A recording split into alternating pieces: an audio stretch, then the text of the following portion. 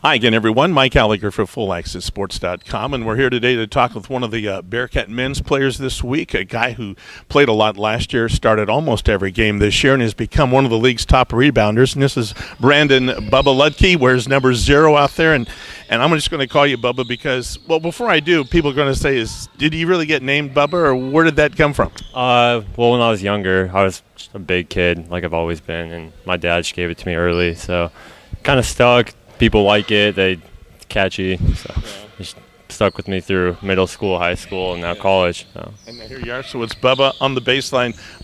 And Bubba, you play not just one position. I look at you as a 4, maybe a 3, but you also play at the center, at the 5 spot as well. You're fairly, I guess you'd say, ambidextrous in a lot of positions. I just do what my coach tells me to do. So good answer. Like I said, I don't know. I don't mind playing inside. I'm kind of smaller for a big guy, but I'm also kind of bigger for a little guy. So it's just, wherever my coach puts me, I just do what he tells me. Well, coming into this week, he has nearly 9 rebounds a game in just conference play, the second leading rebounder in the Northwest Conference.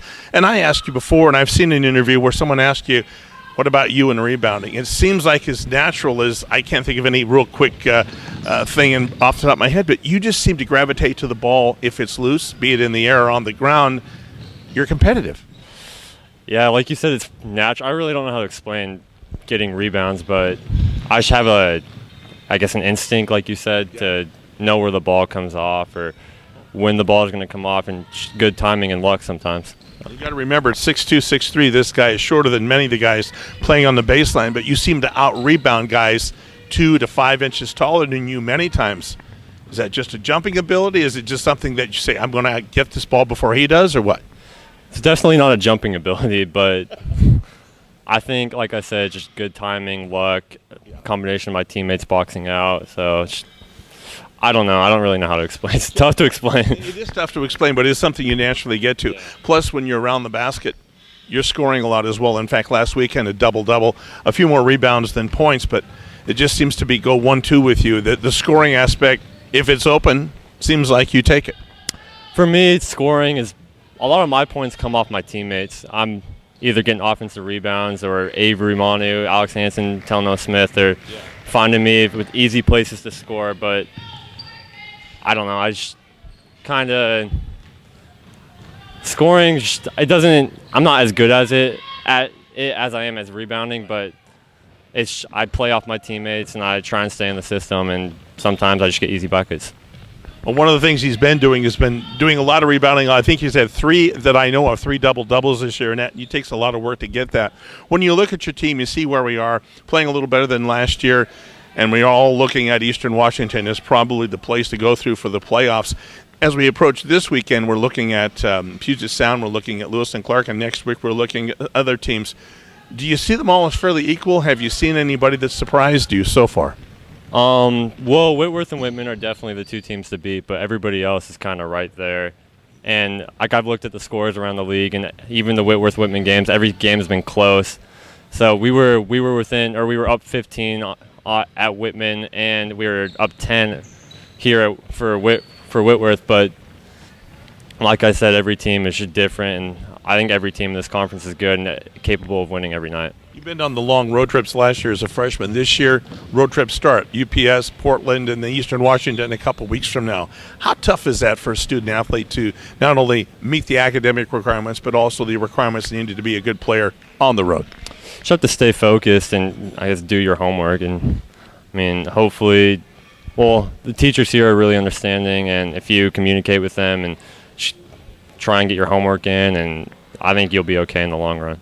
You talk about studying, you talk about homework, and you didn't come here just to play basketball, although it did open the door for you. But here in your second year, that's usually a time frame when you're thinking about maybe what I might want to get a degree in. Have you decided on anything? Have you got it down to 4? I haven't declared yet, but I'm pretty set in declaring for econ. And I don't know I might minor in politics. I'm kind of thinking about it, feeling it out, but I've pretty decided on majoring in economics here at Willamette. Is that something that's always kind of interested you, or was it something here that turns you toward that subject?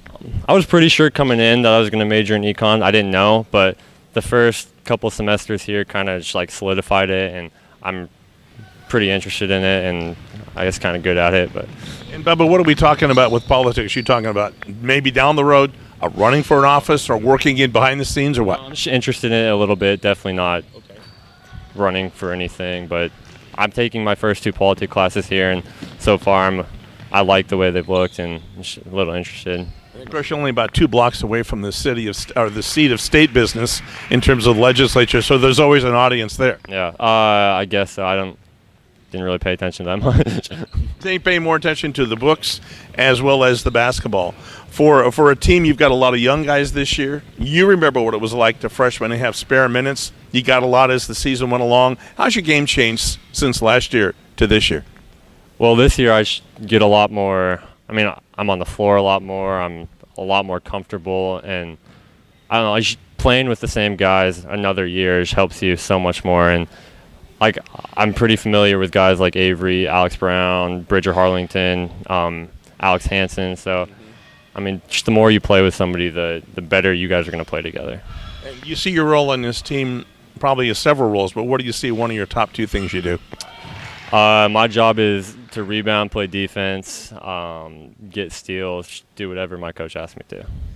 Do you miss Idaho? I know you're from Meridian, Idaho. A lot of people like Avery from Idaho as well, Pocatello, Jake Stevens. Home's a little different there than it is here.